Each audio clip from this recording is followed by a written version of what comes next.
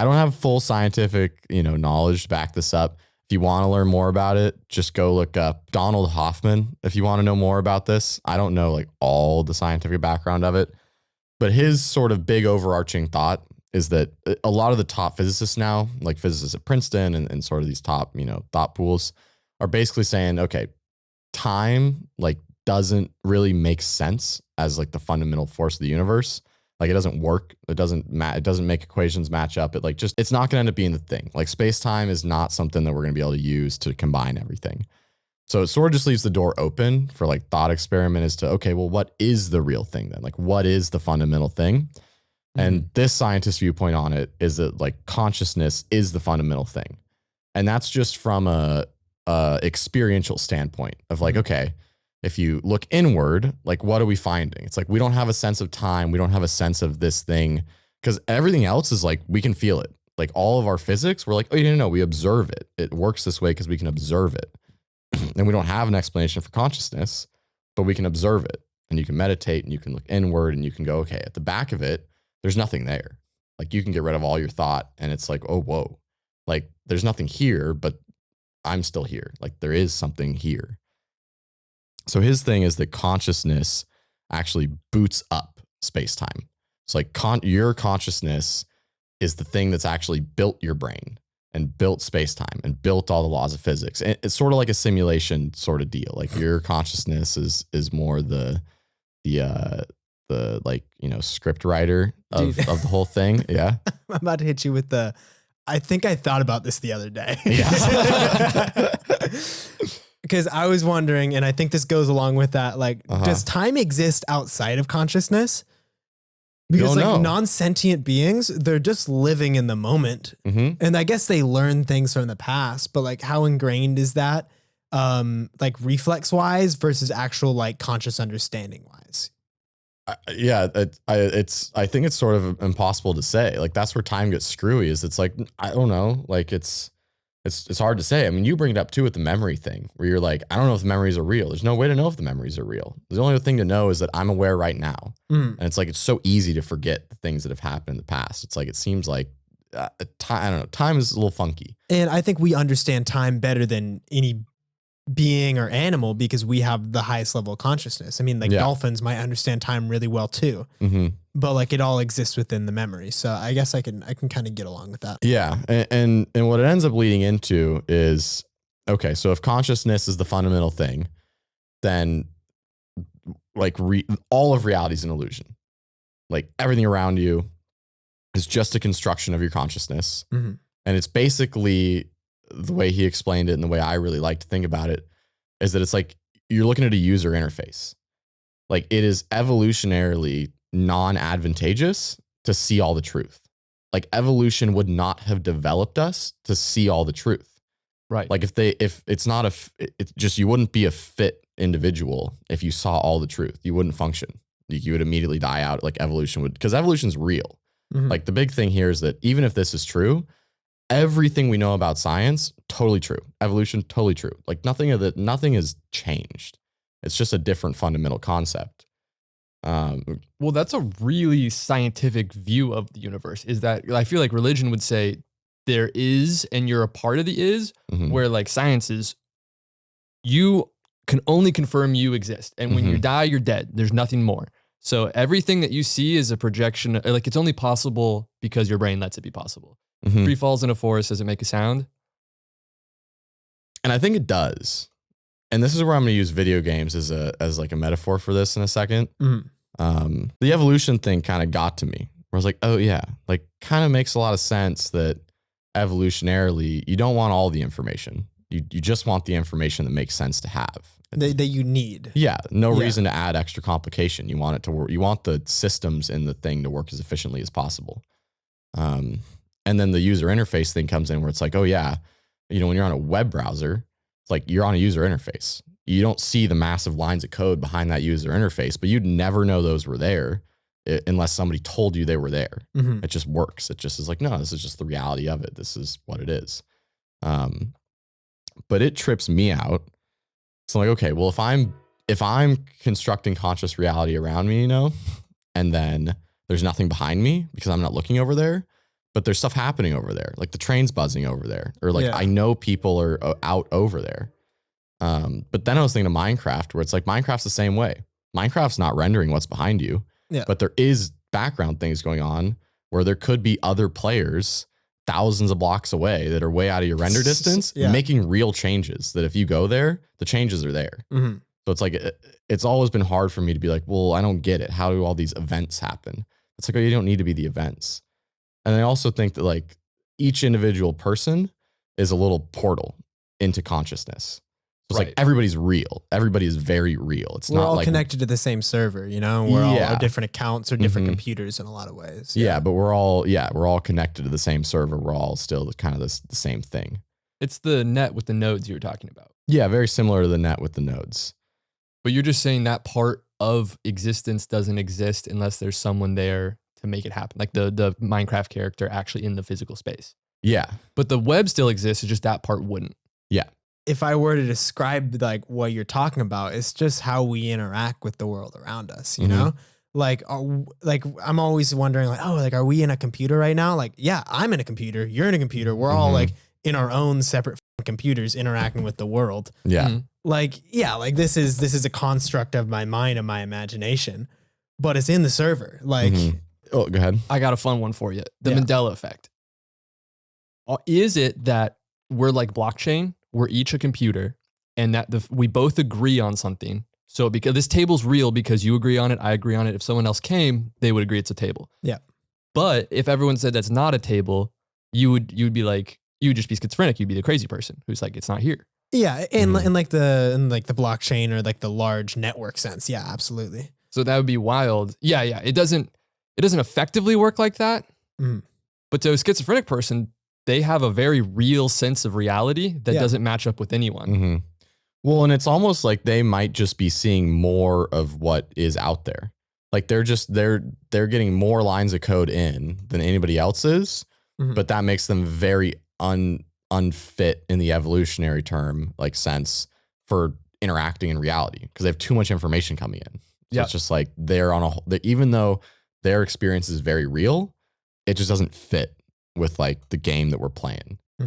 And pulling that back to geniuses, it's like you're a genius if you see the code, you manipulate it, and you bring it back to the real world that everyone agrees on. You're insane if you just stare at the code and like wander around this world. Just freak out about it. Yeah.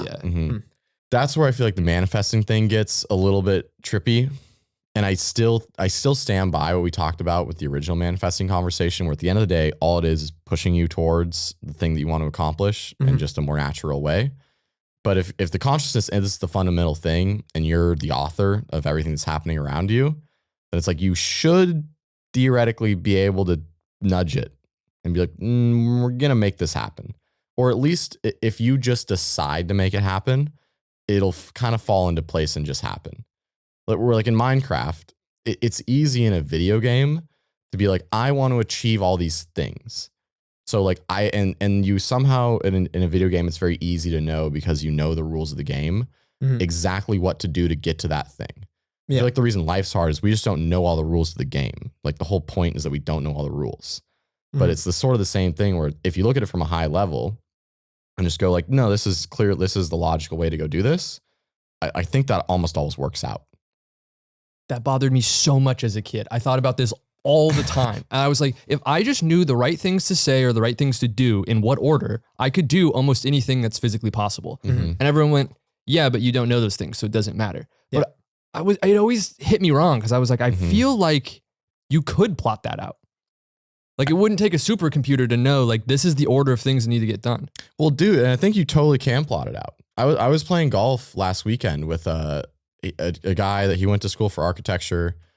He did architecture for like 15 years and then he transitioned into a financial planning role. And now he's like 60. But he was telling me that he's like, yeah, it's just like so crazy. You know, I had all these friends, I knew all these people, and, you know, nobody knew what they wanted to do. Everybody's kind of floating through it. And he was like, from when I first entered high school, I was like, I want to be an architect. And then I want to do this. And I wanted, like, he had this whole plan set in place and he just stuck to that plan exactly as how he dreamt it up as a kid. And it has worked out step by step exactly to his plan. Where like he was just willing to take a high level look and go, this makes sense to go from here to here to here to here to here to here. I think that's going to work. And then he just went and did it and just stuck to his plan. And just like a video game, it's like, oh yeah, that worked exactly as you would have expected. I think there's a lot of power in that. I feel like it's just the answer is usually just the fucking grind, dude. Like life is just extremely grindy Minecraft. And while you might not know like the perfect answer to like a social scenario or what to say, like you just keep on working at it, and like work is at least the imperfect answer. Yeah. Yeah. And it's what my sort of mentor at my job always tells me is he always repeats to me, just stay the course. He's like, don't freak out. Like, don't go, don't start getting crazy and asking for a bunch of stuff. Like, just stay doing what you're doing. Like, you're doing good stuff. Just keep doing that. If you just keep doing that, good things are going to happen. Trust the process. Yeah. Kyrie's boss always really interests me. She's a producer, and she's like, I've never been stressed. I go to bed, I sleep like a baby every single night. And I was like, all right, tell me how you do that one, because that sounds ideal. And she was like, there's always a step that needs to be taken until there are either no more steps or the problem is solved. Those are your only two options. So either keep going in the correct direction or say it's done and move on. There's no need to be interject feeling into a task. Yeah, and I think ignoring the steps is what a lot of people do. It's like, the steps, what's right. I'm convinced most people know what's right and then just choose not to do it. Yeah. Or just can't find the willpower to do it, which like, I get it. Life's not easy. Like there's a lot of rules to the game that like do throw curveballs at you and aren't easy to deal with. But like she's saying, there pretty much is always the right next step. And the exciting thing is like the people that don't really know what's right, like let's say you just graduate college, you don't really know what you want to do with life. You might think that you don't know what's right, but that's like a refreshing clean slate where you don't have to have everything mapped out, and like not knowing what's right, you're not really bound by a bunch of rules at that point. You can kind of just explore. And like some people view it as like a plateau, and I just think that's like a good way to view it. Like you kind of reach like a mountaintop in a way. And like you're gonna have to keep on going, you're gonna have to continue your hike. You might have to go down, or there might be another peak. Yeah, I think it's a lot intuition based too. I don't think people trust their intuition enough. Yeah, like it's just like when we were hiking out in Joshua Tree and we were saying like, oh yeah, like I bet so many other people have been down this exact path that we went to, because we just followed sort of the natural energy flow of where we were at. Where it's just like, oh yeah, it makes sense to go here. I'm like, oh, that's cool. Like, let's go up there. But it's like there's little foot trails, all the same places where it's like people have done those exact steps before.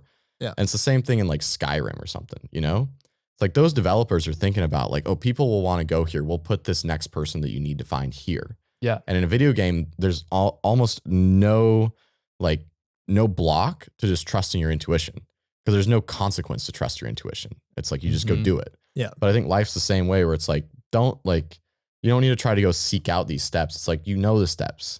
Just like follow what feels right. Just follow your intuition and like whatever is making you feel good, like go towards that thing. Yeah. And like the consequence is the one thing where like it gets tricky.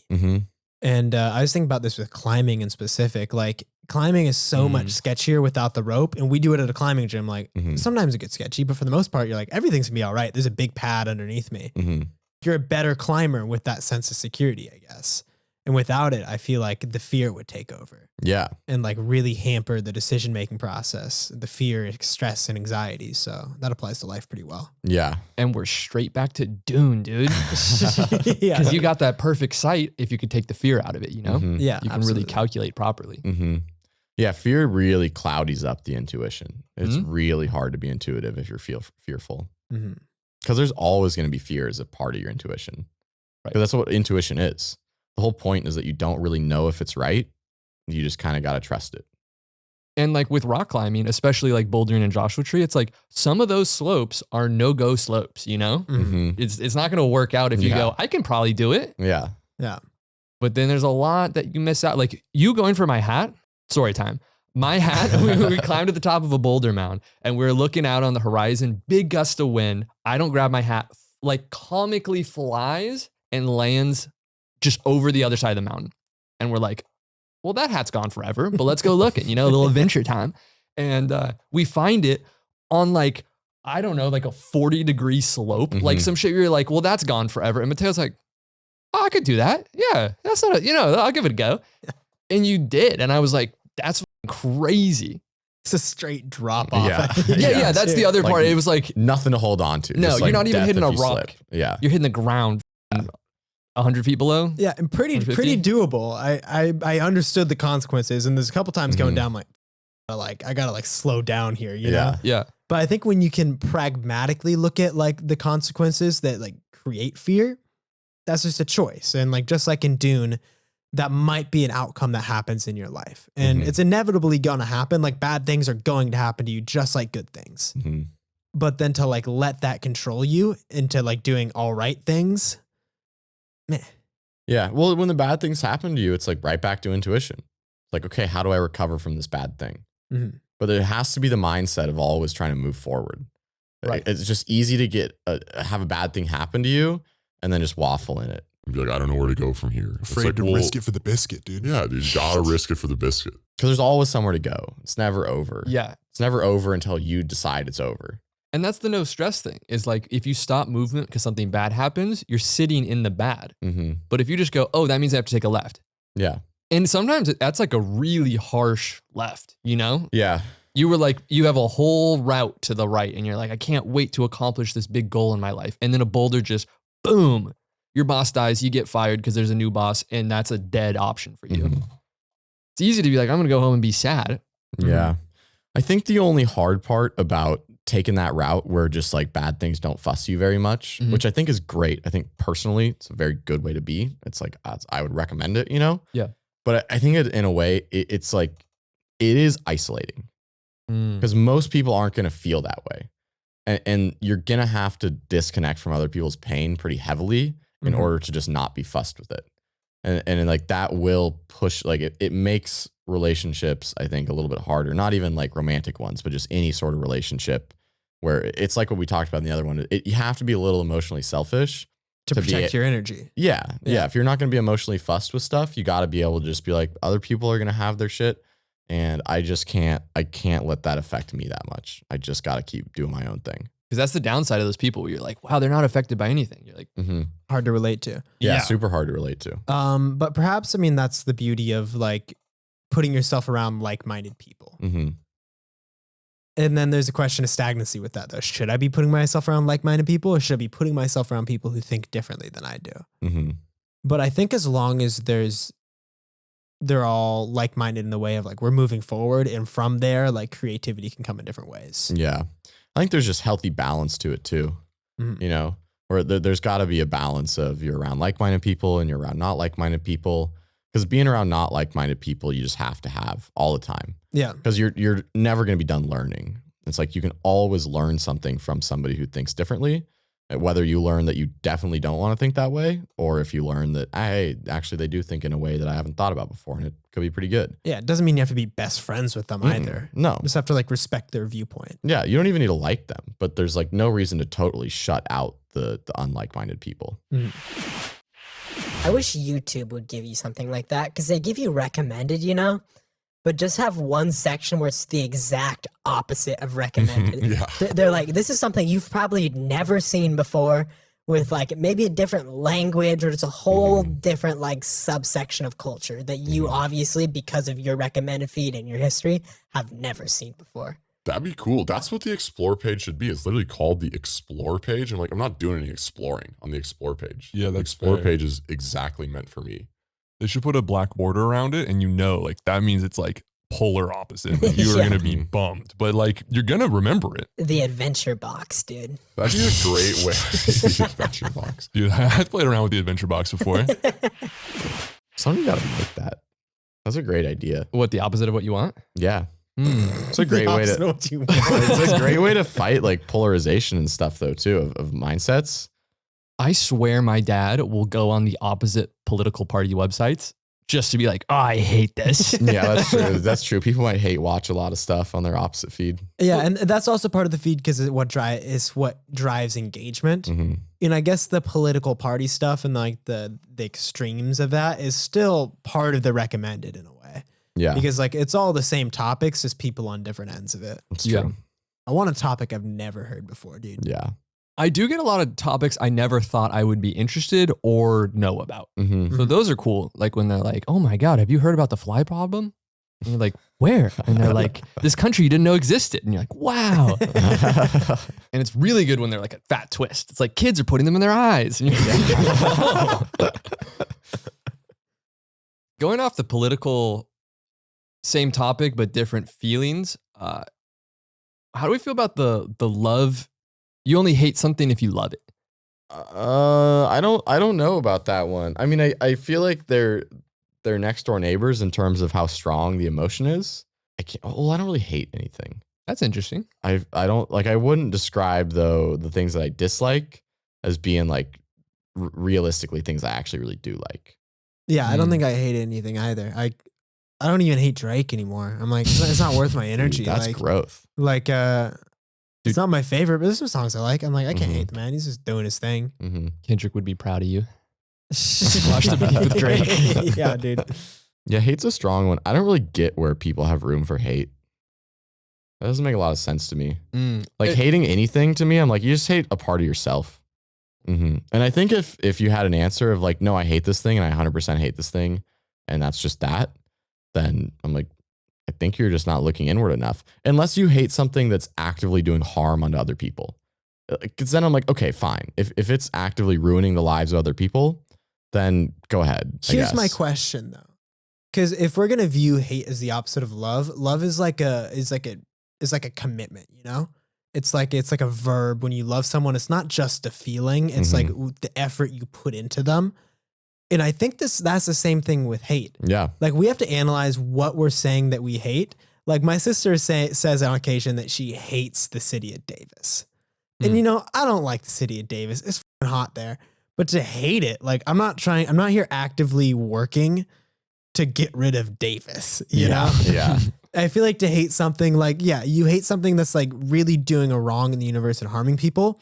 If you truly hate it, then you're working to fix it. And you're not only working to fix it, you're doing your best. So you're not just like throwing a hashtag at something. If you truly hate racism, you're like actively working to like break stigmatisms. Yeah. Yeah. So maybe I think a lot of times we're saying we hate things that, I'm not saying we shouldn't hate racism. That's weird. But I think a lot of times we're saying we hate things that we don't really hate, that we're not putting the effort into hate. I think the idea that you can't hate something that you don't love is better phrased, that you have to love something so much to have the contrast of hate.